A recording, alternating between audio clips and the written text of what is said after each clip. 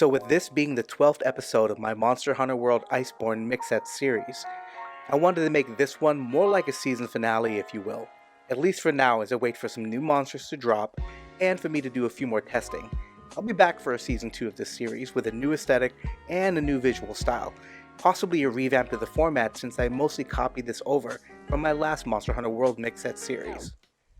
But anyway, for this video, I wanted to present to you 3 builds that all showcase a gimmick, working in conjunction with the Gold Rathian 2-piece set bonus, Divine Blessing Secret. Now Divine Blessing is an already amazing skill, but having Divine Blessing Secret pushes it even further.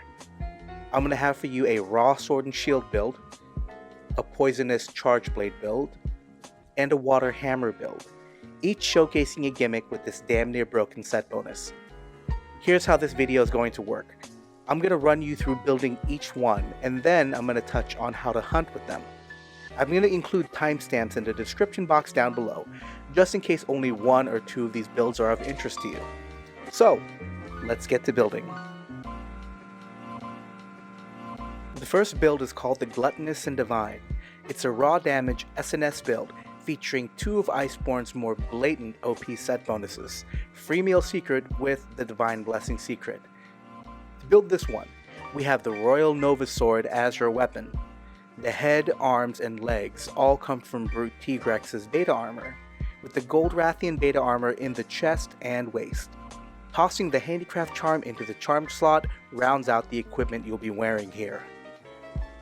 As for decorations, in the weapon we're going to slot an Elementless Jewel, an Expert level 4 jewel is going to go into the head, a Satiated Expert Jewel, Tenderizer Jewel, and Vitality Jewel go into the chest, a Satiated Expert Jewel goes into the arms, a Gobbler Expert Jewel and a Tenderizer Jewel goes into the waist, and a Gobbler Expert Jewel rounds out the decos with the legs.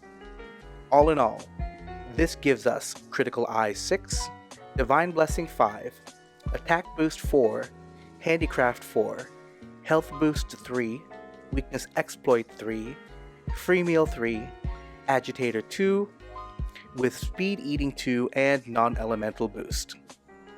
Moving on to the next build, I call this one the Masterful Divine. This is a Master's Touch Charge Blade build with decent DPS and one of the strongest endgame charge blades in Iceborne. Our weapon here is the Luna Istre Charge Blade, fittingly from the Gold Rathian tree. The head, arms, and waist come from Teostra's beta armor, with Gold Rathian's beta armor in the chest and legs, along with the Master's Charm 4 in the charm slot.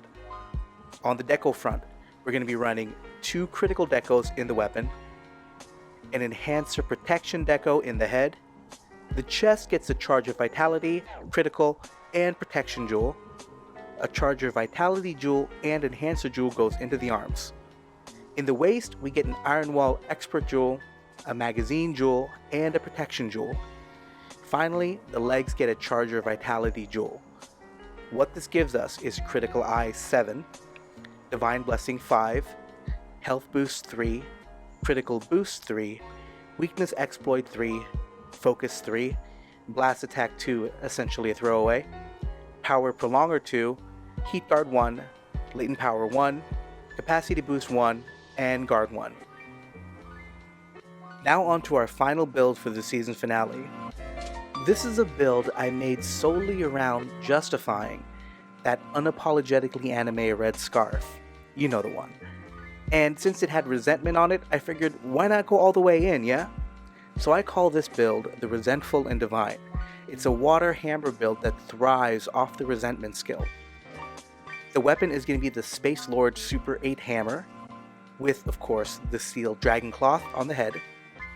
The chest and arms come from Gold Rathian's beta armor, with the waist and legs coming from Rajang's beta armor. The charm we're going to be running here is the Master's Charm 4.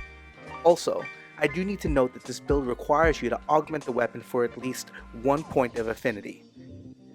As for decorations, the weapon has no slots, so in the head, we're going to have a KO Vitality Jewel with a Tenderizer Protection Jewel. Another Tenderizer Protection Jewel, a Critical Jewel, and an Attack Jewel goes into the chest. A KO Vitality Jewel and a Critical Jewel go into the arms.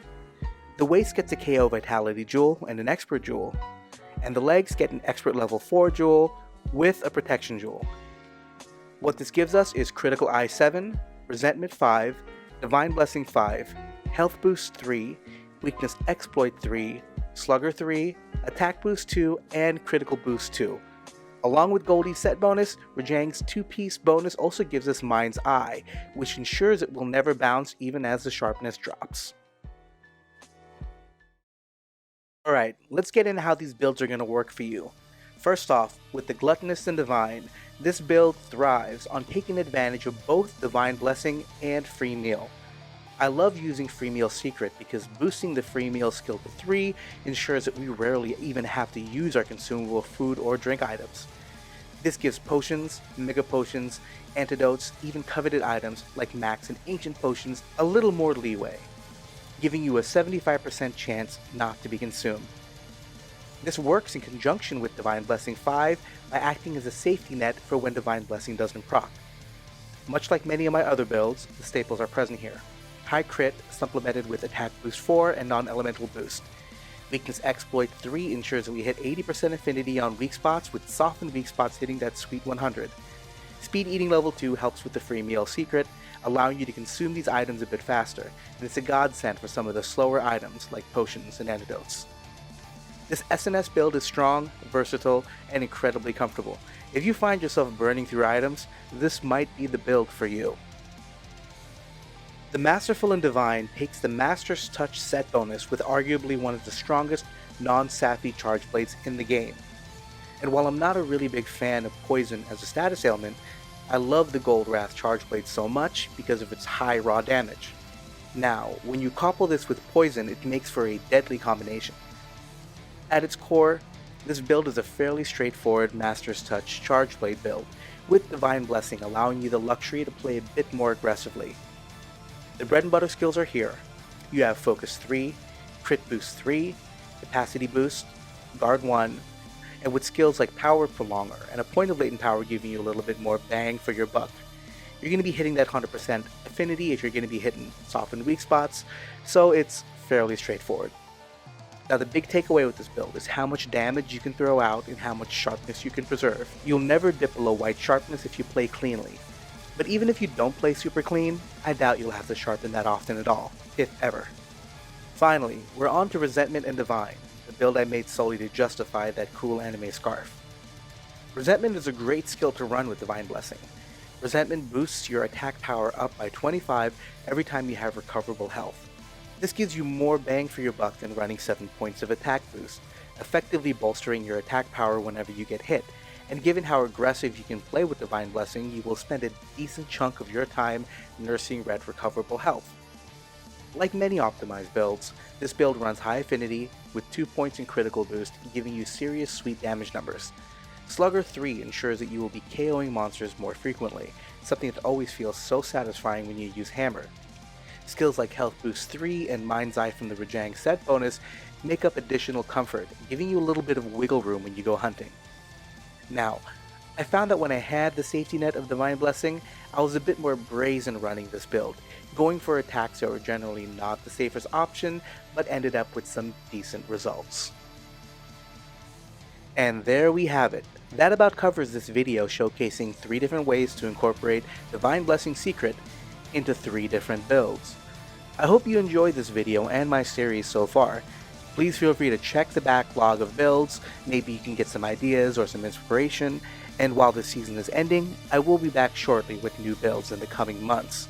12 episodes just felt right for a season. I also plan to drop some extra episodes soon with builds I may have made that don't warrant a whole video, or builds that were improved versions of ones I've already released.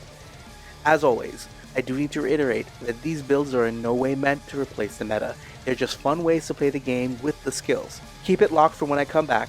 Remember, I stream 3 days a week live on Twitch. The links are in the description box down below, and I will see you guys next time. Until then, you stay frosty, hunters, and get lifted. Cheers, and I'll see you soon.